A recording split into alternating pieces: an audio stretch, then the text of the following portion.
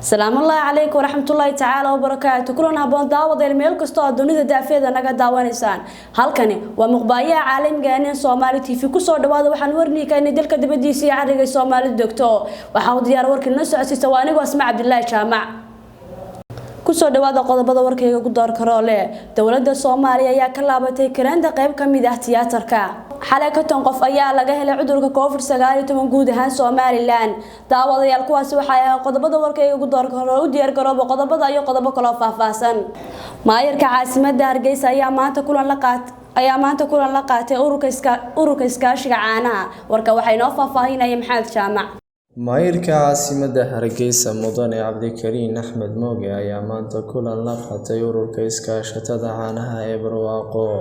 Ujeedada kulankani ayaa ahayd sidii suuqa caanaha looga dhigi lahaa suuq ay nadaafadiisu sareyso, isla markaana ay dadku ku kalsoonaan karaan nadaafadda weelka caanaha lagu shubo iyo sidoo kale goobta lagu soo dejiyo.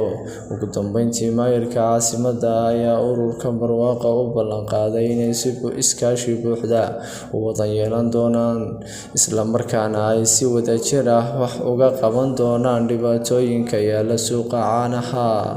Waa Maxamed Jaamac Ibraahim, telefishinka caalamiga ee Somali TV. حلقة تنقف أيها لجاه العذر ككوفر سجاري موجود هان سوماليلان وركا وحينا فافاهين يا سيدام سعيد حسن. xalay konton qof ayaa laga helay xanuunka COVID 19 cisho ugu dambeeyay 10 qof ayaa naga dhintay. Dr. Cabdiraxmaan madaxa xaaladda degdega ee wasaaradda caafimaadka Somaliland. Dr. Cabdiraxmaan ayaa intaasi ku daray in ay kor u kacday saameynta iyo in ay soo laba kacleentay xanuunka COVID 19 gudaha Jamhuuriyadda Somaliland. Sidaam Saciid sidaan barnaamijka telefishinka caalamiga ee Somali TV. ciidamada Mareykanka ayaa qalab kaga baxay dalka Afghanistan warka waxayna ogeysay Hinda Muuse. waxaa soo baxay sawir muujinaya dagaalyahanada Taliban oo wata qalab militari oo ciidanka Mareykanku kaga tageen garoonka diyaaradaha ee magaalada Kabul. guud ahaan diyaaraduhu waa 73 diyaaradood ku dhawaad 100 gaari iyo qalab kale kuwaas ay ciidanka Mareykanku kaga tageen kadib markii ay ka baxeen dalka Afghanistan 13 bisha Agoosto. madaxa taliska dhexe ee Mareykanka ayaa sheegay in qalabkan ay yihiin kuwa aan dib dambe loo isticmaali karin. sida ay xigteen wakaaladaha wararka qaarkood, saraakiisha Taliban ayaa walaac ka muujiyay agabka iyo hubka ay ciidanka Mareykanku kaga tageen Afghanistan inaysan ahayn kuwa shaqeynaya.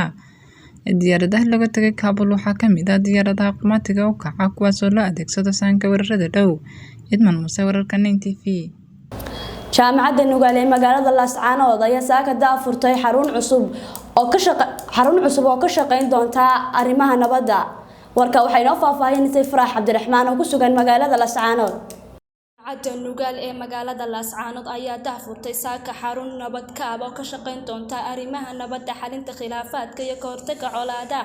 munaasabadan lagu daafurayay xaruntan oo ka dhacday jaamacadda Nugaal ayaa waxaa ka soo qayb galay odayaasha nabadoonka, cuqaasha qaar ka mid ah siyaasada dhaqanka iyo maamulka jaamacadda Nugaal. gudoomiyaha gobolka Sool, xoghayaha fulinta dowladda hoose ee degmada Laascaanood iyo madax ka socota maxadka nabadda iyo la fakurka khilaafaadka ee jaamacadda Hargeysa oo hogaaminayo agaasimaha maxadka Dr. Naasir Maxamed Cali.